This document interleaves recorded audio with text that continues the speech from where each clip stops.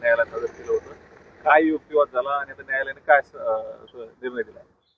Sir, त्याच्यामध्ये आज दादासाहेब खिंडकर, त्याच्यामध्ये ज्योतिराम भटे ह्या दोघांना पूर्वीच 7 दिवसाचा PCR दिलेला होता. त्यांना आज डबल PCR यादी सकट घेऊन आलेले होते आणि 2 आरोपींसोबत एक नवीन आरोपी खोन्या चव्हाण, योगेश उर्फ खोन्या चव्हाण यालाही नवीन अटक करण्यात आलेली आहे आज.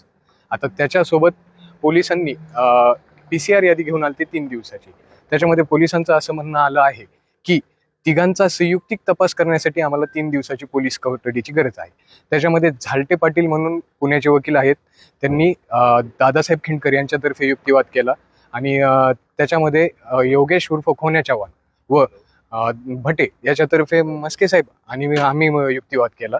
त्याच्यामध्ये कोर्टाचं असं निर्देशन दिले कोर्टाने की तिघांनाही संयुक्तिक प्रश्न करण्याची गरज आहे. त्याच्यामुळे 2 दिवसाचा PCR मंजूर केलेला आहे.